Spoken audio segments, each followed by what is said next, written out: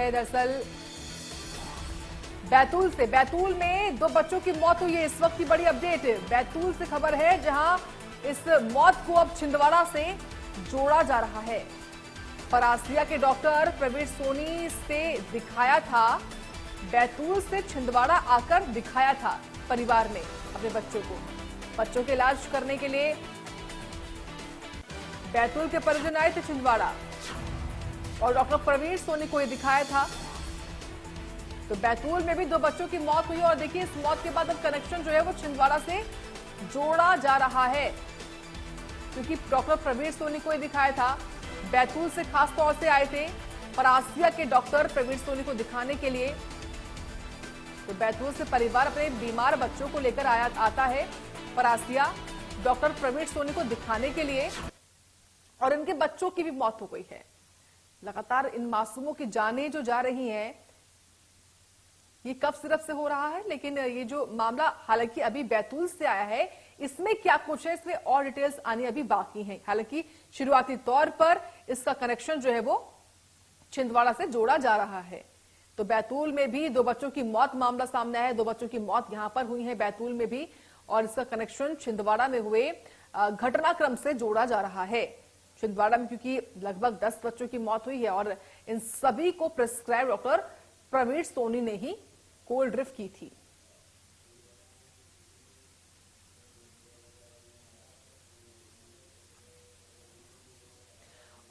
और इस खबर पर विस्तार से जानेंगे हमारे सहयोगी आफाक हुसैन से। आफाक बताइए, देखिए छिंदवाड़ा में जो कुछ हुआ वो देश के सामने है। अब इस पूरे मामले में डॉक्टर प्रवीण सोनी जो है वो गिरफ्तार हो चुके हैं, लेकिन अब जो बैतूल में हुआ है वो कनेक्शन क्या छिंदवाड़ा से जोड़ा जा रहा है? क्या जानकारी, कैसे इंटरलिंक्ड है?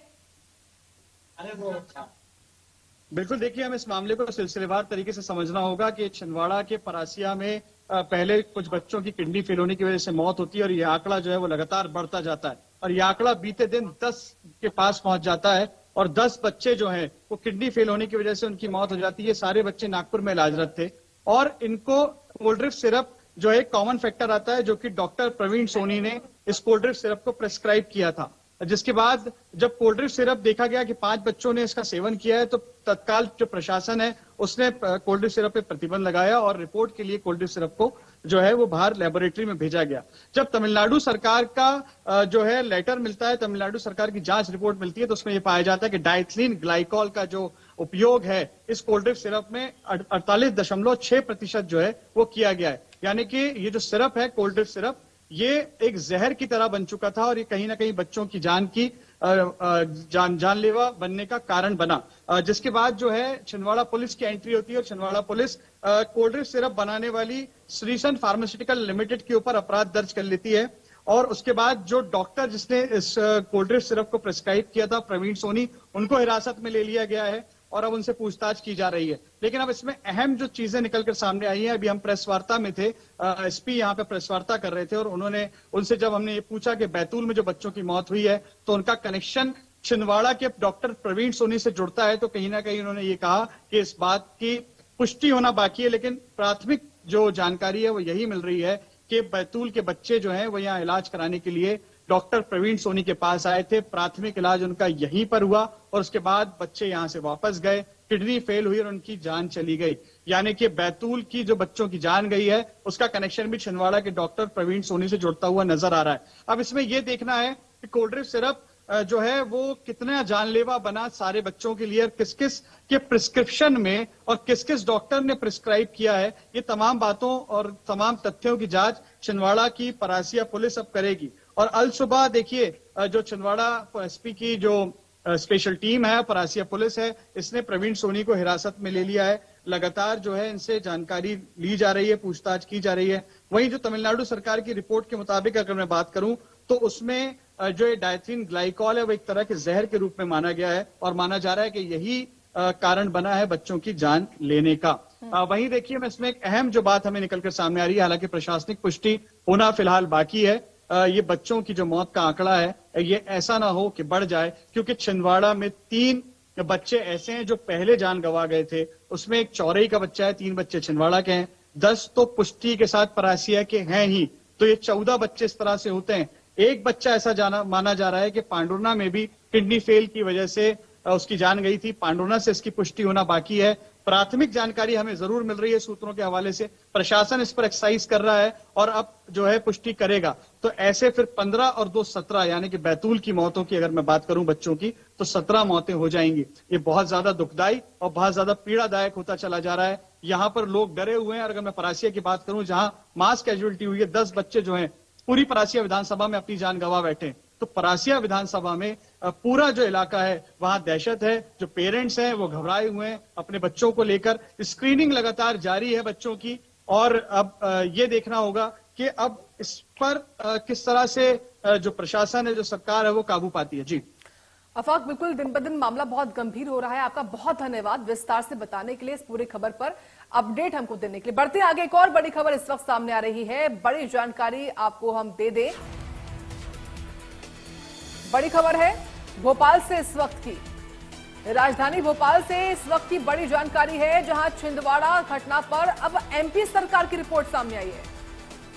सिर्फ कोल्ड रिफ डायथिलीन ग्लाइकॉल की पुष्टि हो चुकी है। 46.2 डायथिलीन ग्लाइकॉल इसमें पुष्टि होने की जानकारी है। मिलावटी और खतरनाक तत्वों वाली दवाई थी ये। मिलावटी दवाई थी क्योंकि इसमें कुछ ऐसे सॉल्वेंट थे जो खतरनाक साबित होते हैं। तो भोपाल से इस वक्त की बड़ी खबर है। अब छिंदवाड़ा घटना पर एमपी सरकार की रिपोर्ट सामने आ चुकी है, जिसमें इस बात की पुष्टि हुई है कि इसमें ये सॉल्वेंट शामिल थे। नेक्स्ट्रो डीएस की रिपोर्ट ओके आई है, क्योंकि 2 दवाई थी, एक थी नेक्स्ट्रो डीएस, दूसरी थी कोल्ड रिफ। इनमें कोल्ड रिफ में तो जो सॉल्वेंट है वो खतरनाक मिले हैं, लेकिन जो दूसरी दवाई थी नेक्स्ट्रो डीएस, वो उसकी रिपोर्ट ओके बताई जा रही है। क्योंकि 2 दवाओं को लेकर ही, क्योंकि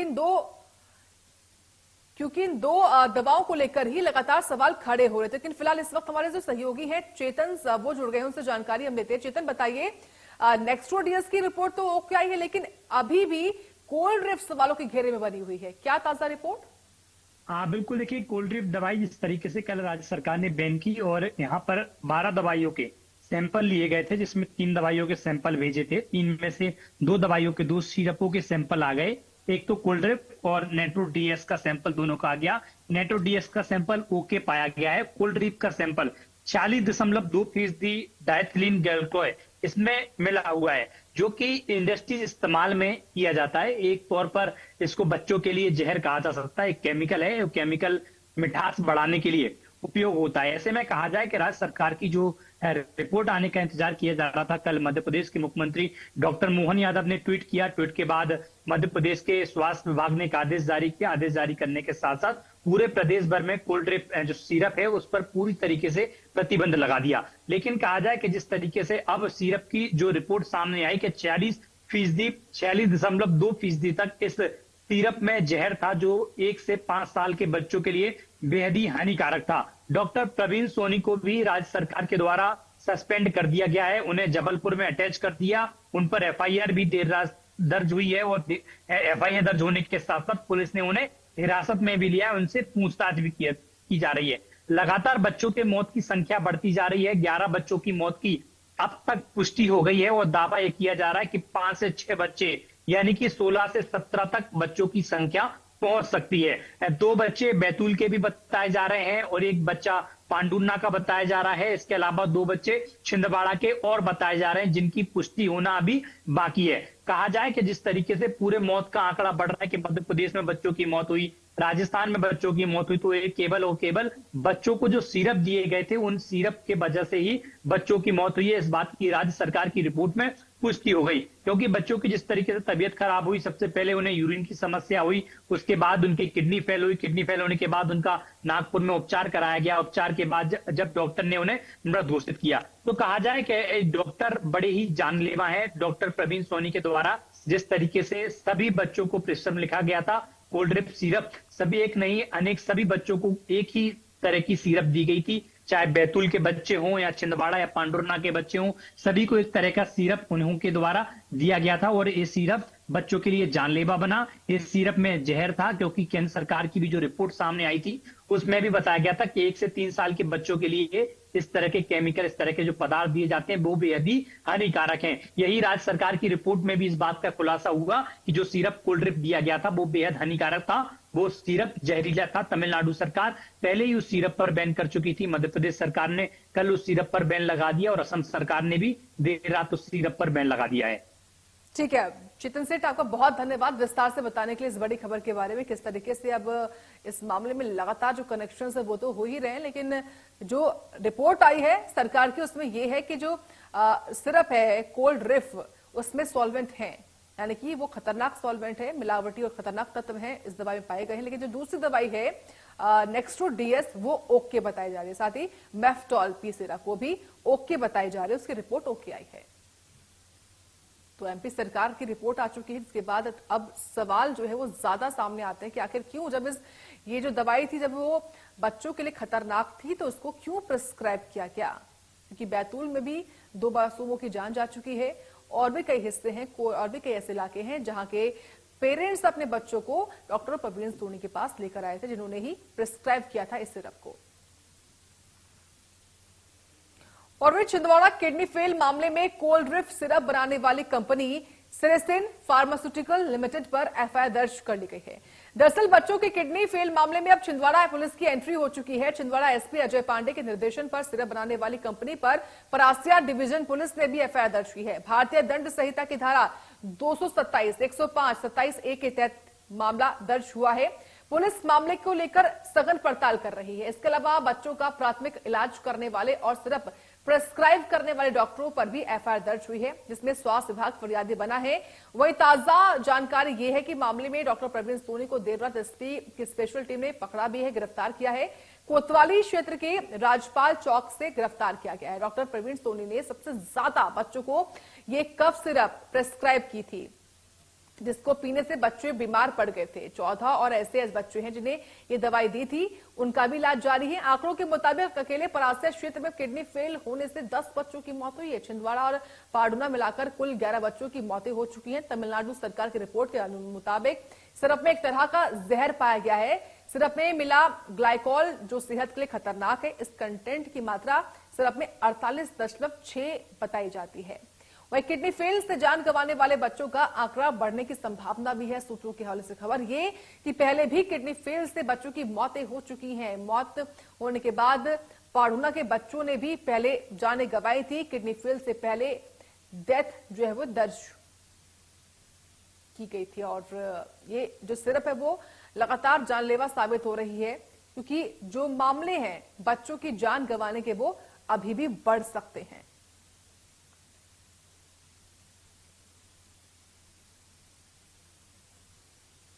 तो डॉक्टर प्रवीण सोनी गिरफ्तार हो चुके हैं और देर रात ही एसपी की स्पेशल टीम ने इनको गिरफ्तार किया पहुंचकर।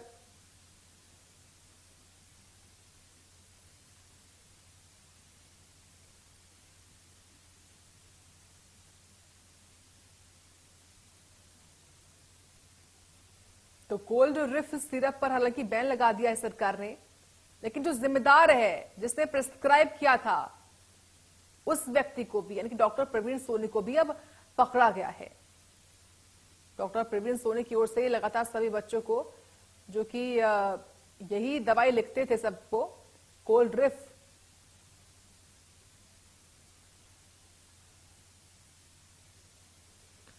छिंदवाड़ा कफ सिरप मामले में 11 मासूमों की मौत के बावजूद बीजेपी और कांग्रेस नेताओं की निष्क्रियता देखने को मिल रही है। छिंदवाड़ा सांसद विवेक बंटी साहू और पूर्व मुख्यमंत्री कमलनाथ, पूर्व सांसद नकुलनाथ, किसी का कुछ अता पता नहीं है। इनमें से ना तो कोई पीड़ितों से मिला है, ना घटना पर संज्ञान लिया है। बड़ा सवाल ये कि आखिर कहां है छिंदवाड़ा सांसद विवेक बंटी साहू और पूर्व मुख्यमंत्री कमलनाथ। छिंदवाड़ा में जहरीले कफ सिरप के कारण अब तक 11 मासूम जान गंवा चुके हैं। इस त्रासदी ने पूरे प्रदेश को झकझोर कर रख दिया है। इस गंभीर संकट के बावजूद क्षेत्र के प्रमुख नेताओं की ओर से पीड़ितों के प्रति संवेदनशीलता दिखाने में कमी दिखी है, जिससे लोगों में भारी आक्रोश है। बीजेपी सांसद विवेक बंटी साहू और पूर्व मुख्यमंत्री स्थानीय विधायक कमलनाथ पर आरोप है कि उन्होंने अभी तक पीड़ित परिवारों से मुलाकात ही नहीं की और नए अस्पतालों में जाकर बच्चों का हाल जाना है। बीजेपी और कांग्रेस दोनों प्रमुख दलों के नेताओं की निष्क्रियता पर सवाल उठ रहे हैं कि वो इतने बड़े हादसे के बाद भी पीड़ितों का दुख दर्द जानने क्यों नहीं पहुंचे। तो बीजेपी हो कांग्रेस हो, ये प्रमुख दल हैं प्रदेश में और इन्हीं नेताओं पर निष्क्रियता के सवाल उठ रहे हैं कि आखिर हैं कहां ये सांसद, हैं कहां ये विधायक। क्योंकि जनता जब इनको चुनती है तो ये जनता के पास जरूर पहुंचते हैं वोट मांगने के लिए, लेकिन जब जनता को इनकी जरूरत है तो ये नेता कहां हैं, ये सवाल है। इनकी एक्टिवनेस अब दिखाई नहीं पड़ रही है।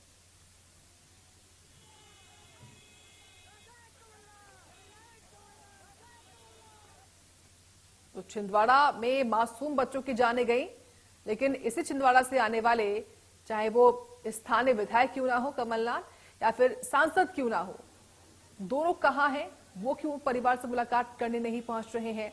परिवार को क्योंकि इस वक्त जरूरी है कि इमोशनली सपोर्ट भी मिले और जब सरकार के प्रतिनिधि उनके साथ होते हैं या फिर जो उनका जन प्रतिनिधि साथ होता है तो वो भरोसा उनमें वो कायम होता है। फिलहाल यहां पर वैसा कुछ दिखाई नहीं दे रहा है क्योंकि जो निष्क्रियता है इन सांसद की विधायक की वो दिखाई पड़ रही है। हालांकि व्हाट्सएप और फेसबुक का श्रेय जरूर ले रहे हैं, यानी कि सोशल मीडिया के जरिए इस मामले पर दुख जरूर जाहिर कर रहे हैं, लेकिन ग्राउंड पर जमीन पर इन लोगों के बीच में जिन्होंने अपने बच्चों को खोया है उनके पास कोई भी व्यक्ति नहीं पहुंचा है। बढ़ते आगे, बड़ी खबर एक और सामने आ रही है। बड़ी जानकारी इस वक्त की, कफ सिरप से मौत मामले में कई सवाल उठे हैं। राजस्थान के ड्रग कंट्रोलर को जिम्मेदार माना गया है। राजस्थान में ड्रग कंट्रोलर पर कार्रवाई हुई है। बड़ी अपडेट दे रहे हैं आपको इस वक्त की। राजस्थान का ड्रग कंट्रोलर जिम्मेदार माना जा रहा है। मध्य प्रदेश का ड्रग कंट्रोलर क्यों नहीं है जिम्मेदार, ये इंडिया न्यूज पूछ रहा है। राजस्थान के ड्रग कंट्रोलर को जिम्मेदार माना गया, लेकिन मध्य प्रदेश का ड्रग कंट्रोलर जिम्मेदार क्यों नहीं है।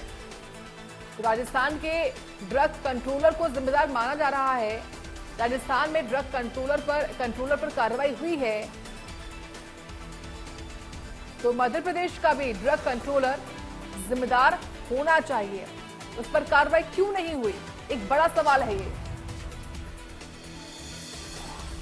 तो कफ सिरप से मौत जो हुई है उसके बाद ये प्रश्न चिन्ह खड़े होते हैं कि जो ड्रग कंट्रोलर होते हैं जिनके पास जिम्मा होता है कि ऐसे ड्रग्स जो है वो आम जन तक ना पहुंच पाए किसी भी रूप में, लेकिन फिर भी अपनी जिम्मेदारी का निर्वहन ठीक तरीके से नहीं हुआ और ऐसा हुआ है।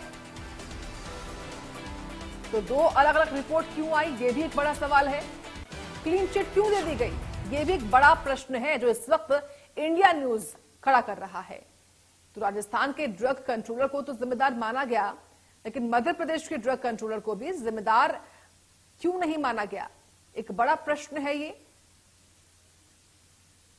तो राजस्थान का ड्रग कंट्रोलर जिम्मेदार है, तो वही कफ सिरप में हुई मौत मामले को लेकर कई सवाल अब सामने आते हैं, कई सवाल अब खड़े होते हैं।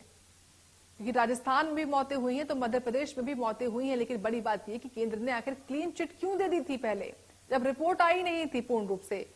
एमपी सरकार ने दवा को जिम्मेदार माना तो दवा जो ड्रग कंट्रोलर है उसको जिम्मेदार क्यों नहीं माना गया। और इसी के साथ इस बुलेटिन में इतना ही। आप देखते रहे इंडिया न्यूज।